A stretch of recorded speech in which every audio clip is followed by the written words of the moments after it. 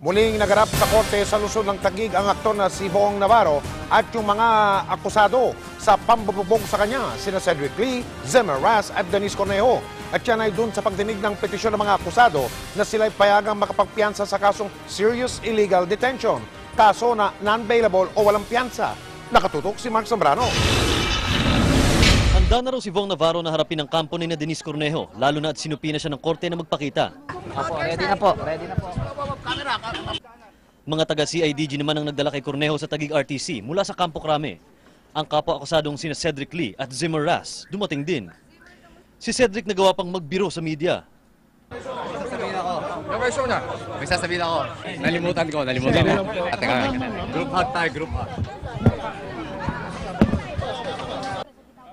Non-bailable ang kasong serious illegal detention na inihain laban sa kampo ni Cornejo at Lee. Pero naghain pa rin sila ng petisyon sa korte para payagang makapagpiyansa. Pag-uusapan din daw kung ililipat na si Cornejo mula sa detention cell sa Camp Crame patungong BJMP sa Taguig.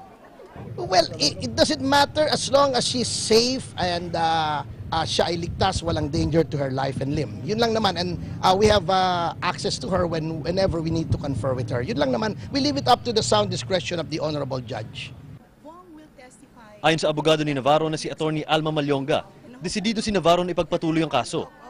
Naniniwala siyang hindi papayagan ng korte na makapagpiyansa ang mga akusado.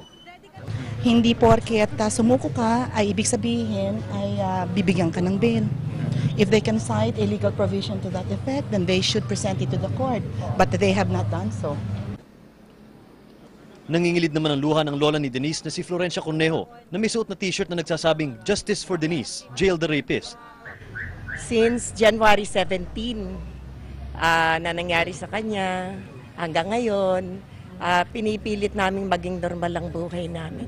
Pero aaminin ko sa inyo, kada alas 3 ng madaling araw, umiiyak ako. Parang gusto kong magkaroon ng nervous breakdown. Hindi pinayagan ng media na makapasok sa courtroom habang nagpapatuloy ang pagdinig. Mark Zambrano, nakatutok, 24 oras.